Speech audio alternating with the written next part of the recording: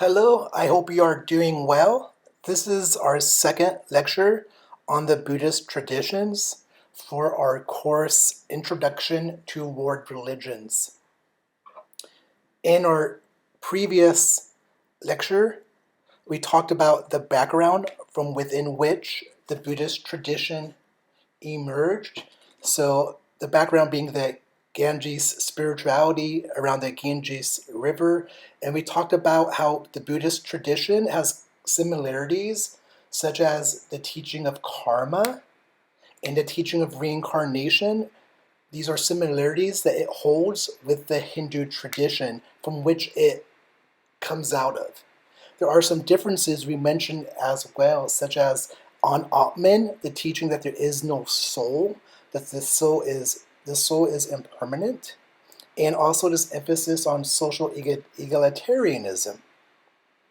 And we also talked about Siddhartha Gautama, who becomes Buddha, the enlightened one, and about his life, about the four sights where he saw and experienced suffering through the old man, the dying man, and the sick man. And after that, his great departure. And then we moved on and talked about how he went and sat under this peepal tree, and he had this moment of enlightenment after much meditation. We concluded the last lecture by briefly outlining the core teaching that came out of this moment of enlightenment under the peepal tree, which is the Four Noble Truths. And so recall here quickly, the Four Noble Truths are: 1, that all life is suffering; and 2, that the origin of suffering, the cause of suffering, is excessive desire; 3, that we cause suffering to cease, so the cessation of suffering occurs when we stop desiring; and 4, the way we end this desire, this excessive desire, is by following the Eightfold Path. So in this lecture, we are going to continue talking about Dharma. Recall there are 3 gems or sources of authority, sources of guidance within the Buddhist tradition. The first is Buddha himself. The second is Dharma, which within the context of the Buddhist tradition means teachings. And the third is the community, Sangha. We're going to talk about, in this lecture, we're going to continue talking about Dharma. So we left off talking about the Four Noble Truths, and within this lecture, we want to talk about the 3 characteristics of existence, and then talk about the Eightfold Path. And finally, we want to conclude with the teaching called Dependent Origination. We'll see that within the Buddhist tradition, there is a lot of emphasis on cause and effect. So there's this rationality, there's this wisdom and practicality within Buddhist teachings, which we'll talk about when we get to dependent origination. But we also already see this notion of cause and effect in the Four Noble Truths. That we all suffer, that's self-evident for the Buddha, and it must have a cause, and the cause is excessive desire. And so we must cease desiring excessively in order to become enlightened and put it into suffering. So we'll talk about that again, the Eightfold Path. Before that, let's talk about the 3 characteristics of existence within the Buddhist tradition. So the Dharma on the 3 characteristics of existence are as follows: suffering, impermanence, and no self. So the suffering, which we've referenced, it could take on a variety of forms of pain and deprivation. It could be physical, psychological, spiritual, and again, understood in terms of cause and effect. The second being impermanence, the second characteristic of existence is everything is impermanent. Everything changes. if you think about just our own life experience, we grow old, we go from being born babies, adolescents, young adults, middle-aged. Oh no! Next thing you know, oh, older. Then comes, you know, older, middle age. Then finally, we can't call it middle age anymore.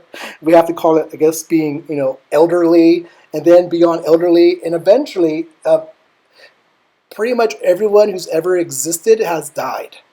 I mean, this is just one example of many examples of everything is impermanent. That's the second characteristic. And so on to the third characteristic, and this is that point of difference between the Hindu tradition and Buddhist tradition. The third characteristic has to do with the question of the soul. Within the Buddhist tradition,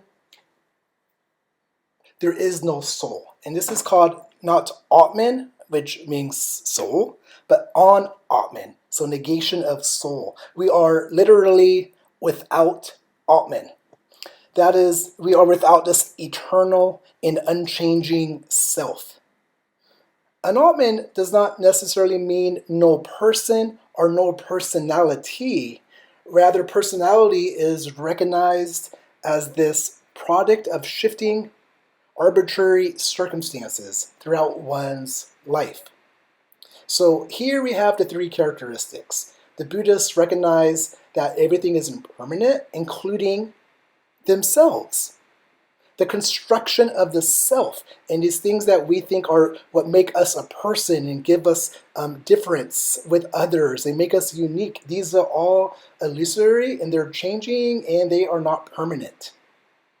And so, in part, it would be good advice from the Buddhist perspective to avoid emotionally attaching to these fixed images that we craft, that we construct, that we curate amongst ourselves, the making of the self. I don't know. I mean, Instagram, TikTok, whatever, in whatever ways for me, it's Facebook. I'm a Gen Xer. Whatever ways we construct ourselves, whether it be virtually or in life-to-life conversations and interactions, all of that is impermanent and it's not worth attaching ourselves to. All right, cool. So those are the three characteristics of existence. Life is suffering, everything's impermanent, and there is no soul, no self to attach to. Now, on to the Eightfold Path. Remember the Four Noble Truths. The Four Noble Truths end with the fourth one being that there is a way to stop suffering, and it's through practicing the Eightfold Path. This Eightfold Path, I'm going to quickly kind of walk through it here, but it should be recognized from the outset that there is no particular sequence within this path. So it isn't like you go from point 1 to point 2 to point 3, but all of these work in a constellation within one's life. And they could unfold in different ways, like like the petals of a flower. They kind of unfold together, okay? All right, so the first of the Eightfold Path is right understanding. Right understanding, which in a nutshell is understanding those four noble truths, which we've already talked about. The second is right thought. So right thought, having thought that is free of sensuous desire or malice or cruelty towards others or perhaps towards ourselves. Right speech is the third of the Eightfold Path. So recognizing that our words have power, that what we say can build one another up or tear one another down. Speech matters. Within many religious traditions, speech truly matters. Certainly here within the Buddhist tradition. Right speech is the third of the Eightfold Path. Right conduct. So conduct, our behavior. Our behavior matters is the fourth. The fifth is right livelihood. Right livelihood, that we make decisions and we make decisions regarding what we will do to bring in income, to make a living. And this matters. It matters that you have a particular job or vocation or career that is right for you and that is beneficial for you in perhaps the world you inhabit. So right living, right livelihood, something for all of us to think about. No doubt, especially you all being university students, thinking about what is it that you want to do after your time at Oklahoma State University, and do you want to do something for what purposes, for what reasons do you want to do it? Perhaps that's something that we should think about. We should think about what we do for a living and what that brings into our life. That's the fifth of the Eightfold Path, right livelihood, right effort. So effort is a component of the Eightfold Path, that we have to have appropriate effort throughout our life. The seventh is right mindfulness. So the way in which our inner thoughts, our mental constructions, the way that those form how we see ourselves and see others and see this world, that's important. And so that has to do with meditation. One way that we arrive at right mindfulness is through the eighth of the Eightfold Path, and that is right meditation.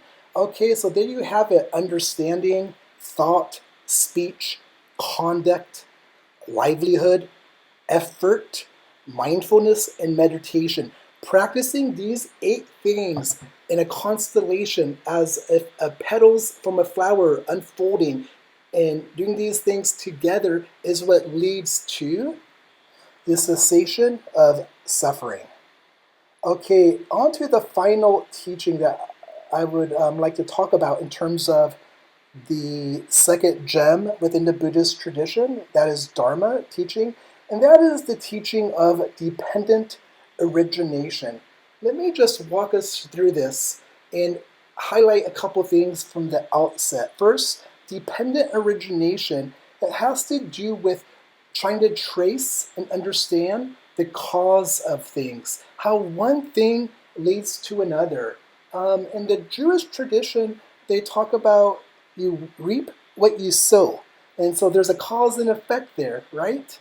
Here you have it in a different way, but still I'm just kind of pointing out again that some commonalities, at least loosely speaking, we see across religious tradition. So this is about cause and effect. This is about, or it's called dependent origination, and it's set up in 3 stages. So I want to say that from the outset. If you take a look, you'll see there's 3 stages, and there's 12 links or chains that cut across these 3 stages. The 3 stages are past, so past lives, present, what's happening now, and future. And so here's how this chain of 12 links works together, from past to present to future. First, in the past, we suffered from ignorance. And this ignorance, it led to karma formations. And these karma formations are these ways that we accrue or hold on to things and that keep us tethered to this physical existence. It's going to lead to the present and the reincarnation, which occurs in the present in the new individual consciousness. So that's the third link, is this individual consciousness which emerges out of the past ignorance and out of the past karma formations. So this individual consciousness in the present, it leads to a new body-mind complex, which leads to the 5th chain, which is the faculty, the basis of sensing, and then to the 6th chain. So we go from consciousness to having a body-mind complex.